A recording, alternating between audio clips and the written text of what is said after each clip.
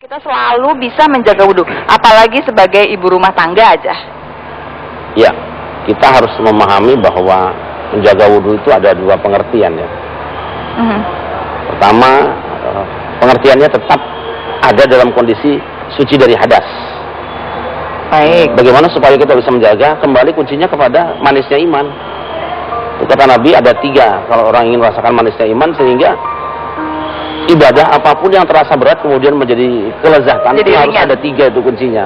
Satu, kan Nabi mengatakan, salatun man kunna fi wajada bihinna halawatal iman. Ada 3 perkara, siapa yang punya 3 ini, dalam dirinya ada 3 ini, dia pasti akan mendapatkan bahwa iman itu manis.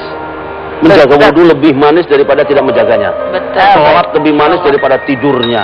Baca Quran lebih manis daripada bicarakan orangnya. Pasti. Tapi 3 syaratnya. Pertama, ayyakun Allah wa rasuluhu ahabba ilaihi ma siwahuma.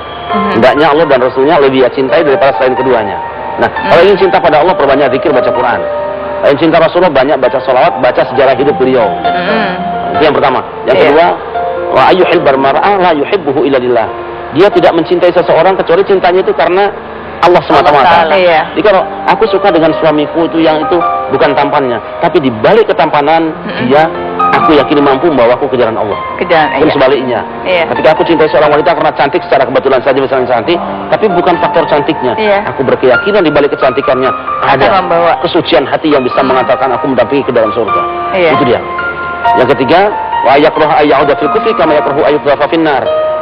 Dalam hatinya ada rasa tidak mau dia kembali melakukan kekufuran atau kedosaan, itu kan, sebagaimana takutnya dia dimasukkan ke dalam neraka.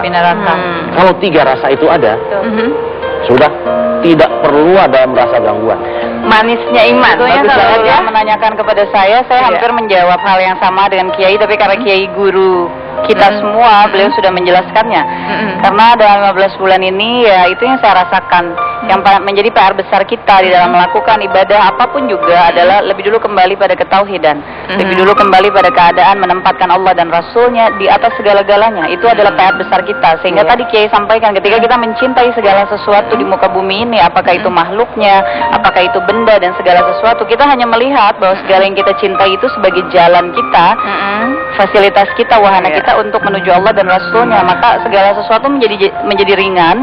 Bahkan misalnya, mohon maaf ya, tadi itu harus bolak-balik wudhu ketika sudah hadas kecil, kemudian itu menjadi sesuatu yang justru ditunggu-tunggu, seperti waktu salat, memperbanyak rakaat dalam salat gitu ya. Yang misalnya kalau kita compare dengan kesibukan duniawi, maka rasanya aduh kok udah waktu salat lagi. Maka yang kita lakukan di antara waktu salat justru itu jedanya. Salatnya itu yang kita tunggu-tunggu. Tapi dalam 15 bulan ini yang paling berat pas di awal-awal, yang paling berat apa? Kenapa? Pas di awal yang paling berat apa? PR besar saya itu adalah yang saya rasa ya, kembali mencari hakikat diri saya yang paling dasar. Dan itu perjalanan itu harus dilakukan melewati Al-Quran dan kemudian berinteraksi dengan orang-orang salih. Karena begitu ketemu bahwa hakikat diri kita hanyalah hamba Allah, nggak ada yang lain. Mau maaf ya Kiai ya, maksudnya mau ulama, mau pejabat, mau artis, mau sutradara, apapun, itu semua hanya perhiasan dunia. Cuma embel-embel ya. Ini melakukan yang Tuhan kita suka, yang dituntunkan sama Nabi kita, sama manusia terbaik yang selalu kita rindukan. Itu sukacitanya luar biasa melakukannya. Itu sebenarnya saya rasakan dalam proses 15 bulan ketika saya belajar lagi pulang kepada hakikat diri saya. Dan ketika kemudian menjaga wudhu, ketika kemudian maaf tidak bisa lagi bersentuhan dengan siapapun, saya mungkin tidak bisa lagi menerima maaf ya, misalnya tawaran film, sinetron yang kemudian misalnya adegan yang mengharuskan saya bersebelahan dengan bukan muhrim, bersentuhan, ada dalam adegan yang berduaan, nggak bisa. Tapi saya lakukan itu sukacita karena saya merasa bahwa saya sedang melakukan. Jadi nggak merasa merasa rugi sebetulnya. Sama sekali tidak. Itu proses saya menjaga wudhu yang implementasinya memang jadi begitu banyak. Seringkali memang kita ada rasa rugi kalau peluang maksiat itu terlewat. Kan kelihatannya bukan maksiat ya di awalnya. Saya kira begini, setiap orang pernah mengalami di mana ada saat-saat di mana dia ketika ada peluang maksiat itu khawatir tidak tercapai. Padahal ini kecelakaan besar. Manusia yang baik adalah orang yang selalu ngintip kapan peluang untuk berbuat baik, di mana aku bisa bercinta dengan Tuhan, itu yang dicari. Kalau aku harus makan, aku harus minum, aku harus ngobrol, aku harus ketemu orang, aku harus melihat apapun, maka adakah di situ Tuhan melihat aku? Itu yang penting sebenarnya. Dan sebetulnya mungkin yang disampaikan Kiai tentang kata maksiat ini loh lah. Kadang-kadang gini, kalau kita dengar kata maksiat, kita pikirannya ke sesuatu yang sekali ya. Padahal kemaksiatan ini harus kita tertibkan sekali ya. Harus kita tertibkan menjadi segala sesuatu yang memang dilarang oleh Allah gitu. Atau yang menjauhkan kita dari perbuatan baik lah, atau dekat dengan Allah ya. Pada tataran sufi akan lebih berat. Segala sesuatu yang membuatmu lalai satu detik pun dari Tuhan, Tuhanmu, itu sebaiknya jauh-jauh aja. Itu dia maksiat masuk sana ya. Maka jaga ini jadi nikmat. Saya kira kita tidak usah kesana, ngeri juga. Kalau itu nanti kita bertandang ke pesantrennya ya. Lebih jauh lagi kita bahas lebih jauh. Karena waktunya juga sudah habis. Pak Kiai terima kasih banyak. Peggy terima kasih banyak. Kita belajar hari ini bukan dari Pak Kiai aja tapi juga dari Peggy. Saya ucapkan selamat datang buat Mbak Peggy yang selama ini saya kagumi dalam sama dengan Mbak Dr. Ula juga. Selamat datang di dunia sederhana, Pak Ustaz, saya juga ngagum sama Peggy. Masya Allah. Ada beberapa kata-kata dari Peggy, kemudian dari Pak Kiai yang rasanya tuh menyenangkan sekali. Lezatnya, nikmatnya waktu beribadah begitu ya.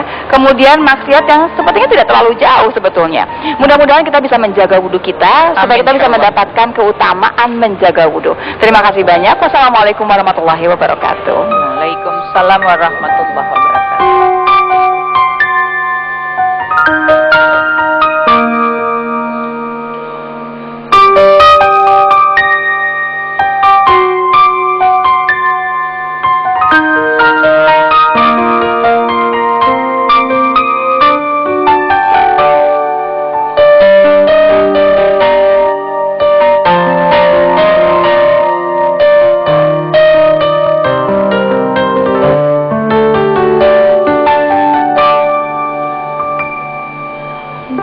Bagaimanakah merasa bangga akan dunia yang sementara?